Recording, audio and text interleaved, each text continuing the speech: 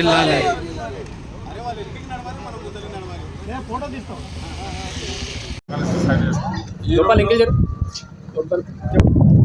ఈరోజు మహబూబ్నగర్ జిల్లా కలెక్టరేట్ ముందర ప్రజల సమస్యలు ఏమైనా సమస్యలు ఉంటే వాళ్ళ సమస్యల పరిష్కారానికి మార్గదర్శకంగా అంటే వాళ్ళ సమస్యలను మేము ఎత్తి చూపాలి యాక్చువల్గా. కానీ మాకే సమస్యలు వచ్చి పడేవి. తెలంగాణ ఉద్యమంలో ముందుండి విలేకరులందరము ముందుండి పనిచేస్తాం. ఏదో ఆ టైంలో కాంగ్రెస్ ప్రభుత్వం మాకు పట్టాలు ఇచ్చింది. అటువంటి పట్టాలను వెనక్కి తీసుకొని మాకు డబుల్ బెడ్రూమ్ ఇల్లు ఇస్తామని చెప్పి గత ప్రభుత్వంలో ఒక మహానాయకుడు మమ్మల్ని అందరూ మోసం చేసి మళ్ళీ ఇల్లు మా పట్టాలు తీసుకొని ఆయన ఫోటో పెట్టి మాకు పట్టాలు ఇచ్చింది. డబుల్ బెడ్రూమ్ ఇల్లు మాకు ఎక్కడ కేటాయించలేదు. ఖాళీ పట్టాలకు నోటీసులు ఎట్లు ఇస్తారు? మీరే ఎంఆర్ఓ ఆఫీస్ కార్యాలయం నుంచే పట్టాలు జారీ చేసారు. అవి ఎట్లా దొంగ పట్టాలైనాయి? దయచేసి వాటికి నోటీసులు ఇస్తున్నారు. మళ్ళా అంటే తప్పు చేసిందే మీరు చేసిన తప్పులకు మమ్మల్ని ఎత్తి చూపిస్తున్నారు. అంటే విలేకరులకు కూడా నేను ఒక సూచన ఏం చేస్తానంటే, విలేకరులు కూడా మన లోపల ఉన్నవి మానుకొని కొంచెము ఐక్యమత్యంగా ఉండాలి. మన డ్యూటీ మనం చేయాలి. మన డ్యూటీ మనం చేస్తలేము. ఒక పార్టీకు, ఒక వ్యక్తికు, ఒక అధికారికు మనం ఒత్తాసు వలుపుతుంటే మన డ్యూటీ చేయలేము. మన డ్యూటీ కూడా మనం చేయాలి. వీళ్ళందరూ ఏమైనా చక్కగా పనిచేస్తున్నారా? లంచాలు తినకుండానే పనిచేస్తున్నారా? వాళ్ళ జీతాలకు వాళ్ళకున్న ఇంట్లోకి ఏమైనా సంబంధం ఉందా? మరి ఎక్కడికి వెళ్ళి వచ్చిన ఆస్తులని వాళ్ళు సమాధానం చెప్పాలి. అంటే మనం పని చేస్తలేం సరిగా విలేకరులు. మనం యాజమాన్యాలు చెప్పిన ప్రకారంగా ఏదో టార్గెట్ పెడితే యాడ్స్ కోసము, క్యాలెండర్ కోసము, వార్షికోత్సవం కోసము వాళ్ళతోనికి మనం యాడ్స్ కోసం పోతున్నాగా చిన్న చూపు చూస్తున్నాం మనం. కాబట్టి మనం వాళ్ళ నుంచి ఏం ఆశించకుండా మన పని మనం చేస్తే ఇటువంటి పరిస్థితి మనకు జరగదు. ప్రజల సమస్యలు ఉంటే మనం పరిష్కరించే విధంగా మన మాధ్యమం ద్వారా మన వేదిక ద్వారా మనం బయటి ప్రపంచానికి అధికారుల దృష్టి తీసుకుపోతాం. ఇప్పుడు మనకే సమస్య వచ్చిందంటే వాళ్ళు సిగ్గుపడాలి. వాళ్ళు చేసిన తప్పులకు మమ్మల్ని దోషులాగా నిలబెట్టింది. అక్కడ కేవలము డబల్ బెడ్రూమ్ పట్టాలు ఇస్తామని చెప్పి, ఇల్లు ఇస్తామని చెప్పి మా పట్టాలు వెనక్కి తీసుకోవడం జరిగింది.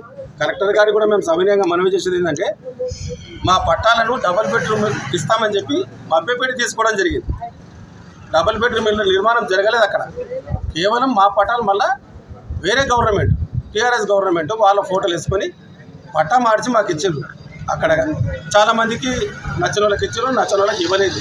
అటువంటివి కూడా తీసుకున్నోడు సంతోషంగా లేడు, అక్కడ కట్టుకున్నోడు సంతోషంగా లేడు, రానోళ్ళు కూడా సంతోషంగా లేడు. అంటే కేవలం ఏముందంటే ఇంతసేపు మనం విలేకరులను మభ్యపెడతాడు.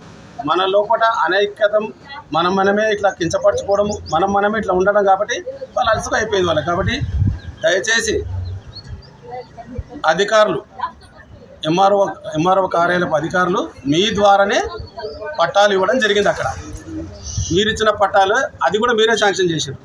మరి ఈరోజు అవే పట్టాలు తప్పని చెప్తున్నారు. అంటే ఆ ఫస్ట్ ఇచ్చిన వాళ్ళు తప్ప, ఇప్పుడు చేస్తున్న ఎంక్వైరీ తప్ప 30 ఏళ్ళ నుంచి 20 ఏళ్ళ నుంచి ఇక్కడ నివాసం ఉంటున్న వాళ్ళను 30 ఏళ్ళ నుంచి 20 ఏళ్ళ నుంచి నివాసం ఉంటున్నారు నాన్ లోకల్ అని చెప్తున్నారు.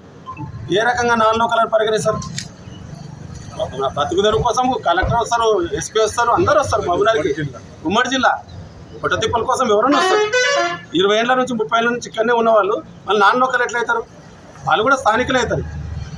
కాబట్టి అందరినీ నాన్ లోకల్ అని పరిగణలోకి తీసుకోకుండా అందరినీ కూడా లోకల్గానే పరిగణించి, చిత్తశుద్ధి ఉంటే మేము కూడా తెలంగాణ ఉద్యమం చేసినాము, మేము కూడా అన్యాయాల మీద ఎదుర్కొని జైలు పాలైన వాళ్ళం ఉన్నాం. ఇక్కడ విలేకరులతో పెట్టుకున్నాడు ఇంతవరకు ఎవరు బాగుపడలేడు చరిత్రలో. తాజా ఉదాహరణ కూడా చూశాను. మొత్తం పెట్టుకుని కూడా బట్టి కలిసిపోయింది మననే. మీరు కూడా అదే పరిస్థితి తెచ్చుకుంటామంటే మీ ఇష్టం. మేమేమంటాం, మా న్యాయమైన కోరికలు అడుగుతున్నాం. మేము ఎవరిని విమర్శిస్తలేము, ఎవరిని సమర్థిస్తలేము. మాకు అన్యాయం అయింది కాబట్టి మాకు న్యాయం చేయమని అడుగుతున్నాం. ఇంతలోనే మీరు సూక్ష్మంలో మోక్షమని అర్థం చేసుకొని ఉంటే సరిపోతుంది. లేదు మాతో రాసులాడతాం, పీకులాడతాం అంటే మేము కూడా మా డ్యూటీ చేస్తాం. తప్పకుండా అధికారులు అది గమనించాలని తెలుస్తుంది. నేను వెంకటరాము, ఉమ్మడి మహబూబ్నగర్ జిల్లా ప్రైవేటు ఉద్యోగాల సంఘాల మహబూబ్నగర్ అధ్యక్షులుగా. మరి ఈనాడు మహబూబ్నగర్ కలెక్టరేట్ ముందర జర్నలిస్టుల ధర్నా అనేది చాలా ప్రభుత్వానికి సిగ్గుచేటు.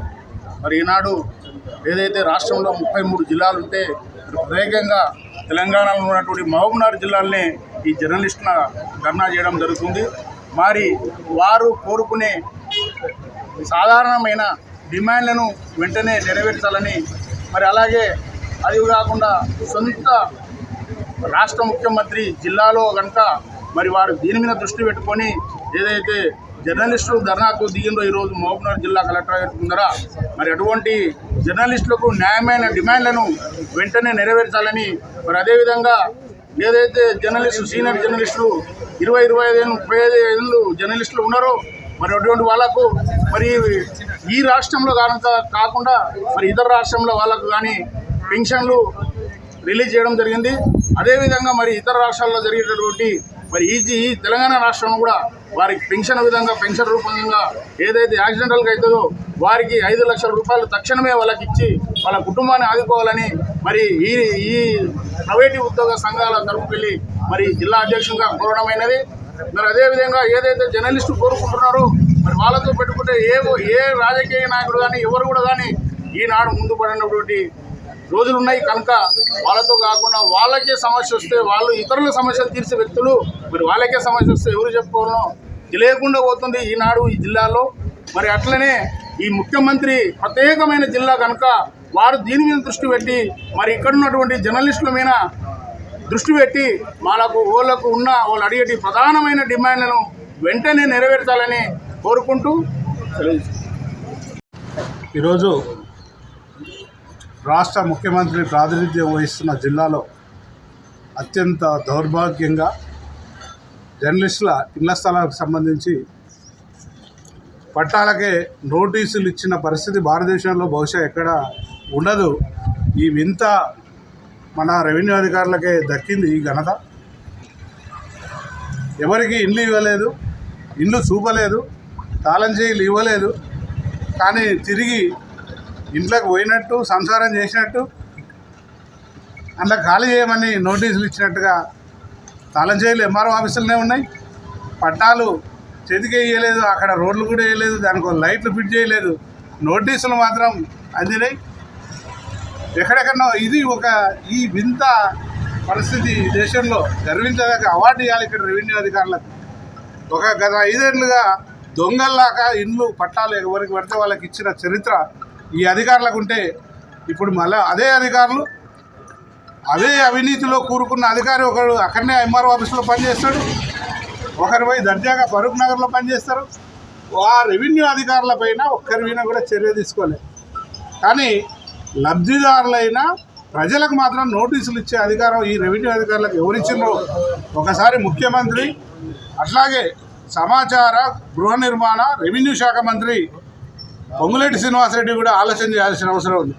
ఎందుకంటే పాలమూరులో జరిగే ఇంత పరిస్థితికి బహుశా ఇప్పటికే కోర్టులు జోక్యం చేసుకున్నాయి.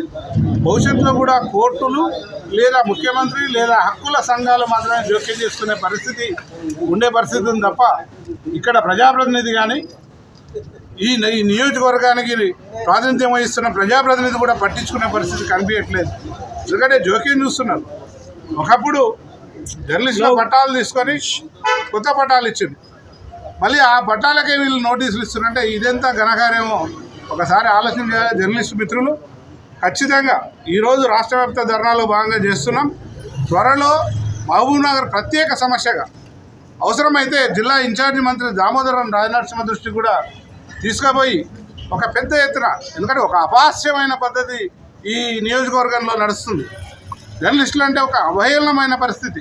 గతంలో కొంతమంది జర్నలిస్టులకు కాలు మొక్కించుకొని కూడా పట్టాలు ఇచ్చిన పరిస్థితి. ఇప్పుడేమో అవే పట్టాలకు నోటీసులు ఇచ్చి నువ్వు ప్రూవ్ చేసుకో అని చెప్తున్నారు. నువ్వు దొంగవు కాదు, నువ్వు స్థానికుడవా కాదా అంటే ఒక జర్నలిస్టే ప్రూవ్ చేసుకో. జర్నలిస్టులు డిపిఆర్ఓ ఆఫీసు సమాచార శాఖ ఆఫీసు ఉంటుంది, వీళ్ళు ఇక్కడ పనిచేస్తుండ్రా లేదా అని, లేదా మేనేజ్మెంట్ ఉంటుంది ఇతను ఇక్కడ ఉన్నాడా లేదా ఏ సంస్థలో పనిచేస్తున్నాడని తెలుసుకోవడానికి. కానీ అధికారులు ఇష్టారాజ్యంగా నోటీస్ జారీ చేసి నువ్వు స్థానికుడు ఒక ప్రూవ్ చేసుకో అనే పరిస్థితి. ఇది దౌర్భాగ్యం, ఇది అత్యంత నీచమైన పని. అధికారులు తక్షణమే ఆ నోటీసులను జర్నలిస్టులకు ఉపసంహరించుకోవాలి. ఎన్నికల కోసం గత పాలకులు ఎవరైనా ఇస్తే స్థానికేతరులకు ఓట్ల కోసం ఇస్తే అది విచారణ చేయండి. విలేకరులు కూడా ఎవరైనా ఇక్కడ పనిచేయని వాళ్ళు ఎక్కడో ఉంటే విచారణ చేయండి. స్థానికంగా పనిచేసి 30 ఏళ్ళు పనిచేస్తున్న వాళ్ళకు కూడా స్థానికేతరులుగా ఇవ్వడం అంటే మీ TSTS ఏదో డాటా అని చెప్తున్నారు, 360 డిగ్రీ డాటా అంటున్నారు. 360 డాటాలో మరి మీ అధికారుల అవినీతి బయటికి కనిపించదా?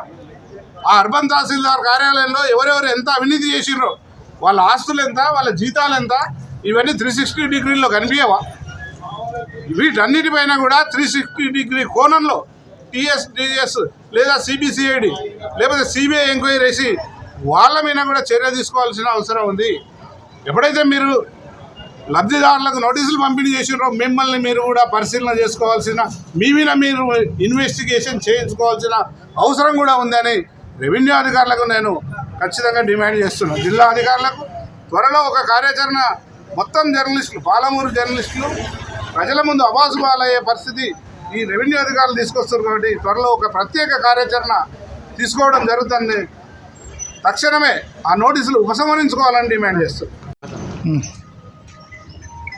MRPS రాష్ట్ర అధ్యక్షులు, బహుజన మహనీయుల శోభయాత్ర వ్యవస్థాపకులు సింగిరెడ్డి పరమేశ్వర్ మాదిగ ఈరోజు జిల్లా కలెక్టరేట్ ముందు జర్నలిస్టుల ఫోరంకి వెళ్ళి ఇలా నిరసన కార్యక్రమం అంటే ప్రధాన ఉద్దేశం గత కొన్ని సంవత్సరాల నుంచి కూడా వాళ్ళకు ఇళ్ల స్థలాలు కానీ మరి అదేవిధంగా అక్రిడేషన్ కార్డులు కానీ ఇతర మరి వీళ్ళ మీద దాడులు జరుగుతూ ఆ సమస్యలను పట్టించుకోవడం, ఇట్లా ప్రభుత్వాల సమస్య, వీళ్ళ సమస్యలు, జర్నలిస్టుల సమస్యలు ప్రత్యేకంగా ఎటువంటి అంశంలో కూడా ఇలా వాళ్ళకి పరిష్కారానికి మార్గం చూసే వాళ్ళకి ప్రభుత్వం చేయడం లేదని స్పష్టంగా అర్థమవుతుంది. కాబట్టి దీన్ని మేము ప్రత్యేకంగా మరి ఈ నిరసనకు మరి సంపూర్ణ మద్దతు తెలియజేస్తూ భవిష్యత్తులో కూడా ఎటువంటి కార్యక్రమాలు తీసుకున్న వారికి మేము అండగా ఉంటామని కూడా మరొకసారి కూడా ఈ సందర్భంగా గుర్తు చేస్తూ ఉన్నాం. ఏది ఏమున్నా జర్నలిస్టుల న్యాయమైన డిమాండ్లు పరిష్కరించకపోతే నిజంగా వాళ్ళు మీరు చేసే ఆగడాలు, పాలకులు కానీ ప్రభుత్వం కానీ మరి అధికారులు కానీ మీ విధి విధానాలు మీరు ఏ విధంగా కూడా ఎవరెవరు ఎట్లెట్లా ఉన్నారో అధికారులు ఇది పేద ప్రజల ఆస్తులను వాళ్ళకున్న పన్నులకు రూపకంగా వచ్చే డబ్బులను కూడా ఇలా మీరు సొంతం చేసుకొని వాళ్ళ జీవితాల వాళ్ళకు న్యాయం చేయకుండా ఇలా జర్నలిస్టులు కూడా వాళ్ళకు నిజంగా జీవనోపాధి, ఎటువంటి ఉద్యోగం, ఉపాధి, ఇతర ఏదైనా సంబంధించిన స్థిరాస్తులు కూడా లేని పరిస్థితిలో ఉన్న ఈ జర్నలిస్టులకు మరి ప్రత్యేకంగా కూడా వాళ్ళు కోరుతున్న ప్రతి డిమాండ్ను కూడా అమలు చేయవలసిన అవసరం రాష్ట్ర ప్రభుత్వానికి ప్రత్యేకంగా ఉందని మరి జిల్లా యంత్రాంగాన్ని, జిల్లా ఉన్న అధికారులు, ఎంపీలు, ఎమ్మెల్యేలు, మంత్రులు ఒకసారి కూడా పరిగణలోకి తీసుకోవడానికి న్యాయం చేయాలని చెప్పి ఈ సందర్భంగా ఈ నిరసన కార్యక్రమం, జర్నలిస్టు నిరసన కార్యక్రమం సందర్భంగా డిమాండ్తో పాటు సంపూర్ణ మద్దతు తెలియజేస్తామని గుర్తు చేస్తూ ఉన్నాం. రాష్ట్ర వ్యాప్తంగా పిలుపులో భాగంగా ఈరోజు కలెక్టరేట్ ముందర ఆవరణలో నిరసన కార్యక్రమాన్ని చేపట్టడం జరిగింది. ప్రధానంగా రాష్ట్ర వ్యాప్తంగా కొన్ని డిమాండ్లను మనం చూపుతా ఉన్నాం ఈ అధికారుల దృష్టికి. నేడున్న బీజేపీ గవర్నమెంట్, దేశంలో ఉన్నటువంటి బీజేపీ గవర్నమెంట్ కానీ, రాష్ట్రంలో ఉన్నటువంటి కాంగ్రెస్ పాలన ప్రభుత్వం కానీ ప్రధానంగా విలేకరుల యొక్క సమస్యలను వెంటనే పరిష్కరించాలని డిమాండ్ చేస్తూ ఉన్నాం. మొదటిగా అంతకన్నా ముందు అంటే గత సంవత్సరాల్లో కరోనా టైంలో రైల్వే పాస్ను కేంద్ర ప్రభుత్వం రద్దు చేసింది. అట్లాంటి ఆ రైల్వే పాస్లను పునరుద్ధరించాలని కేంద్ర రాష్ట్ర ప్రభుత్వాలను డిమాండ్ చేస్తూ ఉన్నాం. అట్లానే 7 డిమాండ్లను ఈ ప్రభుత్వం ముందు, రాష్ట్ర గవర్నమెంట్ ముందు మనం ప్రవేశపెడతా ఉన్నాం. ఈరోజు ఏదేమైనా ప్రభుత్వాలకి ఇక్కడ ప్రజలకు వారధిగా ఉంటూ ఒక సైనికులుగా పనిచేసినటువంటి జర్నలిస్టుల యొక్క జీవితాలను ఈరోజు ఎక్కడ రాష్ట్ర వ్యాప్తంగా ఏమైనా మెరుగు ఉన్నాయా, బాగున్నాయా అంటే ఎక్కడ అభివృద్ధిలోకి లేకపోవడం అత్యంత బాధాకరం. ఎందుకంటే ఆరోగ్యాలను కాదని, వాళ్ళ కుటుంబాలను కాదని అనేక ఒడిదుడుకులతో వాళ్ళ జీవితాలను నెట్టుకొస్తున్న పరిస్థితుల్లో ఎండనక వాననక తన వృత్తిలో భాగంగా అనేక మంది చనిపోయినటువంటి వాళ్ళు ఉన్నారు. ఈ చనిపోయినటువంటి వాళ్ళ కుటుంబాలకు ఎక్స్గ్రేషియా కనీసం వాళ్ళ కుటుంబానికి విలేకరు చనిపోతే 10 లక్షలు ఇవ్వాలని ప్రధానంగా డిమాండ్ చేస్తున్నాం. అట్లే రకరకాల డిమాండ్లు ఉన్నాయి. ఈ డిమాండ్ల వినతిపత్రం కూడా ఈరోజు కలెక్టర్ గారికి అందరం విలేకరుల సమూహంతో వెళ్ళి వినతిపత్రం ఇవ్వాల్సి ఉంటుంది. అట్లాగే ఈరోజు అనేక మంది జర్నలిస్టులు, సీనియర్ నాయకులు మాట్లాడారు. లోకల్ ఉన్న సమస్యలను ప్రస్తావించి మాట్లాడారు. ఆ ప్రస్తావన ఎట్లా ఉందంటే ఈరోజు 30 ఏళ్ల నుంచి పనిచేస్తున్న జర్నలిస్టులకి కనీసం ఈ భూభాగంలో, ఈ సంపదలో ఈ ప్రభుత్వాలు, పాలకులు మేము పాలకులం కాదు సేవకులం అయితే ఏదైతే చెప్తున్నారో ఆ సేవకులు ఇక్కడ ఉండేటువంటి ప్రజలకు, ప్రభుత్వాలకు, అధికారులకు, రాజకీయ లీడర్లకి పనిచేసేటువంటి విలేకరులు కనబడటం లేదా? ఈ సమాజంలో ఉన్నటువంటి భూమి ఒక కబీస్కడంతా 120 గజాలు లేదా 150 గజాల భూమిని ఎందుకు ఇవ్వలేకపోతుంది ఈ ప్రభుత్వ అధినేతలకు, పెద్దలకు తెలియదా అని మేము ఈ సందర్భంగా మాట్లాడదలుచుకున్నాం. నిజంగా ప్రభుత్వాలు అంటే మేము సేవకులు అని అంటున్నాం. ఈరోజు అనారోగ్యాలు లేక కిరాయిలతో మేనేజ్మెంట్ వ్యవస్థ మొత్తం కూడా పెద్ద పెద్ద పత్రికలు, ఛానళ్ళు అందరూ కూడా అందులో పనిచేసేటువంటి విలేకరులకి కనీసం అంటే జీతాలు ఇవ్వలేని పరిస్థితి ఉంది. ఈ జీతాలు ఇవ్వకపోగా పనిచేసేటువంటి వాళ్ళకి నిరంతరం అంటే వర్కింగ్ జర్నలిస్టులకు కూడా ప్రభుత్వం నుంచి ఆదుకోవాల్సిన అవసరం ఎంతైనా ఉంది. కానీ 120 గజాలు 150 గజాలు భూమి లేని పరిస్థితి అని చెప్పి కాలయాపన చేసుకుంటూ భూమి లేక, సొంత ఇల్లు లేకనే కిరాయి కొంపలతో ఉండి చనిపోయిన పరిస్థితులు, అనారోగ్యంతో ఉన్నటువంటి పరిస్థితులు ఉన్నాయి. అనారోగ్యంతో ఉన్న పెద్ద పెద్ద కార్పొరేట్ హాస్పిటల్లో విలేకరులు చూపించుకుందామంటే వాళ్ళకి సరైన వైద్యం కూడా లేని పరిస్థితి కనబడతా ఉంది. ఇది ఎందుకు ఎలా పడుతుందంటే నిజంగా ప్రజల వైపు నుంచి లేదంటే పాలకులు విలేకరుల వైపు నుంచో పని చేస్తే బాగానే ఉంటుంది. ఆ రకంగా పని చేయక మూలంగానే విలేకరులు అనారోగ్యంతో చనిపోతున్నారు. విలేకరులు కాదు, రోడ్ల మీద జీవితాలతో నెట్టుకొస్తున్న పరిస్థితి ఉంది. కాబట్టి ఇప్పటికైనా ప్రభుత్వాలు, పాలకులం కాదు ఏదైతే నినాదం రాసుకున్నారో మేము ప్రజాసేవకులము లేదా మాది ప్రజాపాలన అంటే ఇట్లాంటి పరిస్థితి ఎందుకు వస్తుంది రోడ్ల మీదకి అనేది ఒకసారి పాలకులు కళ్ళు తెరిచి గుర్తెరగాలని వాళ్ళకు సూచిస్తూ ఉన్నా. కాబట్టి నేటికైనా సరే ఇక్కడ ఉన్నటువంటి సమస్య, గతంలో ఒక మంత్రి గారు ఇక్కడ ప్రధానంగా 120 మంది దాదాపు పైగా ఇండ్లు ఇచ్చారు, మేము కాదంటలేదు. అదే ఇండ్లు ఇంకా కొంతమందికి దాదాపు మూలాలగుట్ట పైన ఇతరత్ర ప్రాంతాల్లో ఇచ్చిండ్రు. కానీ ఇచ్చిన పట్టాలను వాళ్ళకి అప్పుడే కీ కానీ ఇంట్లోకి వెళ్ళడం కానీ వాళ్ళని అట్లా విలేకరులను పంపించకుండా కీ తాళాలు ఇవ్వకపోవడం వల్ల పెద్ద విలేకరులలో గందరగోళం పరిస్థితి నెలకొంది. ఆ టైంలోనే చాలామందికి ఇంకా అర్హులైన జర్నలిస్టులకు ఇండ్లు ఇవ్వకపోవడం వల్ల అట్లాంటి కొంతమంది నేటి ఉన్న ఎమ్మెల్యే గారికి గత 4 నెలల క్రితమే లిస్టు ఒక దాదాపు 120 మంది 140 మంది దాకా విలేకరుల జర్నలిస్టుల లిస్టు అర్హులైన జర్నలిస్టులకి ఇవ్వాలని చెప్పి ఖచ్చితంగా మాట్లాడడం జరిగింది. అందరికీ ఇస్తా, నేను ఒక 100 మంది ఖచ్చితంగా ఇస్తా, 5 ఎకరాలు అవుతుంది, అది అందరికి కూడా న్యాయం చేస్తా, మిగతా వాళ్ళకి దఫల వారిగా ఇస్తా అన్నాడు. నిజంగా మీరు చిత్తశుద్ధితో విలేకరుల సమస్యలను డబుల్ బెడ్రూమ్లు ఇవ్వాలనుకుంటే గత పాలకులు కానీ ఈ పాలకులు కానీ ఇంత ఎండమావిగా ఎందుకు పెడుతున్నారు? మాట మాయలు చెప్పుకుంటూ కాలయాపన ఎందుకు చేస్తున్నారు? నేడు గందరగోళం పరిస్థితి విలేకరులలో మాలోనే తీసుకురావాల్సిన పరిస్థితి ఉంది. కాబట్టి ఏదైనా మీ మాటకు విలువ లేదా, మీ మాటలో ఆచరణలో పెట్టినప్పుడే మిమ్మల్ని విశ్వసిస్తారు అనేది మేము ఈ రకంగా ఈరోజు గుర్తు చేస్తూ ఉన్నాం. కాబట్టి ఏదైతే మేము 140 మంది జర్నలిస్టుల లిస్టు ఇచ్చినామో తక్షణం స్థానిక ఎమ్మెల్యే గారు వెరిఫికేషన్ చేసి ఇప్పటికైనా కొత్తగా జర్నలిస్టులకు ఇల్లు రానటువంటి వాళ్ళకు పట్టణంలో అందరికీ ఇవ్వాలని మేము కోరుతా ఉన్నాం. అట్లే జిల్లాలో దాదాపు 16 మండలాలు ఉన్నాయి కొత్త మండలాలతో. అట్లే ప్రతి మండలంలో విలేకరికి కూడా కష్టపడుతున్న వర్కింగ్ జర్నలిస్టులకు అందరికీ కూడా మండలాల్లో స్థానికంగా ఉన్నటువంటి విలేకరులకి అందరికీ కూడా యూట్యూబ్ ఛానల్ చిన్న పత్రికని మినహా లేకుండా అన్ని వర్గాల అన్ని రకాల పత్రికలు కూడా డబుల్ బెడ్రూమ్ పట్టాలు ఇవ్వాలని మేము డిమాండ్ చేస్తున్నాం. ఎందుకంటే ఈరోజు ఏ గ్రామీణ ప్రాంతాలకు వెళ్ళినా మీ అమ్మడి ఆకలి కొన్ని చలికి ఎండకి ప్రజాప్రతినిధులకు కానీ అధికారులకు కానీ చుట్టూ ఉండి మీరు పెట్టకపోయినా వాళ్ళకు మీ వార్తలు రాసి పొద్దుగాల సంబరపడేది ఒక విలేకరు మాత్రమే. అంతటి కాయ కష్టం చేస్తున్నటువంటి విలేకరులకు ఎందుకు మీకు ఆలోచన మనసు మారదనేది ఈ రకంగా మేము కోరుతా ఉన్నాం. కాబట్టి మండలాల్లో ఉన్నటువంటి విలేకరులందరికీ కూడా తక్షణమే పట్టాలు మంజూరు చేయాలని డిమాండ్ చేస్తున్నాం. ఈ రకమైనటువంటి డిమాండ్లను ప్రభుత్వం పెద్దలు జిల్లా కలెక్టర్ గారు పరిష్కరించవచ్చు. రాబోయే కాలంలో TWJF ఆధ్వర్యంలో జిల్లా వ్యాప్తంగా పెద్ద ఎత్తున నిరసన కార్యక్రమాలతో పాటు నిరాహార దీక్షలు ఇతరత్ర కార్యక్రమాలు భవిష్యత్తులో చేపడతామని, డిమాండ్లు సాధించుకునే వరకు పోరాడతామని పిలుపునిస్తా ఉన్నాం.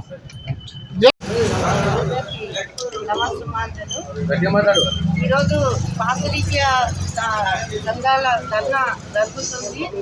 మరి ఈ యొక్క ధర్నాకి నేను నమస్సుమాంజలు తెలియపరుచుకుంటున్నాను. ఎందుకంటే బాధితురాలుగా నేను నోటీసు రిసీవ్ చేసుకున్నా. MRO ఆఫీస్ నుంచి నాకు నోటీస్ వచ్చిందని ఫోన్ చేసింది. మేము ఒక పత్రికా రంగం నుంచి ప్రజలకు సేవ చేసి మాకు చాయ్కి కూడా డబ్బులు లేకుండా మేము బయట తిరిగి ఉద్యమాలు చేసి జైలు పాలైన చరిత్ర పాలమూరు జిల్లాలో మళ్ళీ జర్నలిస్ట్ జైల్లోకి పోయి ప్రత్యేక రాష్ట్రం తెలంగాణ సాధించుకున్నాము. అట్లాంటి తెలంగాణ రాష్ట్రంలో ఈరోజు మన పాత్రికేయుల కోసము మరి నోటీసులు సర్వ్ చేసి మీ నిజాయితీని నిరూపించుకోండి అని చెప్తున్నారు. మరి ఎంతవరకు ఇది సమాన్యమో అది ప్రశ్నిస్తున్నాం ప్రభుత్వానికి. మరి ఎందుకు ఈ విధంగా తయారైంది గవర్నమెంట్, తెలంగాణ గవర్నమెంట్? మేము ఏం తప్పు చేసినామో మా దగ్గర అకౌంట్స్ ఎంక్వైరీ చేయండి, ఎన్ని డబ్బులు ఉన్నాయో తెలుస్తుంది. మరి మీ అవినీతి బయట పెడతారా లేదా మా అవినీతి బయట పెడతారా? మేము చర్చకి సిద్ధంగా ఉన్నాము. ప్రతి నిమిషం పాలనలో అన్యాయం జరుగుతుంది. మేము ఏదో మీకు సపోర్ట్ చేయాలని చెప్పేసి మేము పాత్రికేయులుగా ముందర ఉండి ప్రజా హక్కులను కాపాడుతున్నాము. కానీ మీరు ఈ రోజు మాకు దొంగగా నిరూపించినందుకు ధన్యవాదాలు తెలుసుకుంటున్నాము. మాకు వచ్చే హక్కులు మీరు కాలక్షేపం చేసి కాల రాసి మమ్మల్ని దిగజారి మమ్మల్ని పక్కదారి చేస్తున్నారు. ఇది మాకు చాలా బాధ అవుతుంది. కాబట్టి ఇట్లాంటి పరిస్థితులు మళ్ళీ రాకుండా మరి ఇచ్చిన నోటీసులు వెంటనే డిసిజన్ తీసుకొని మా హక్కులు మాకు అప్పగించాలని, మా పైన వేసిన నిందలకు బేషరత్గా క్షమాపణ చేయాలని మనసారా కోరుకుంటున్నాను.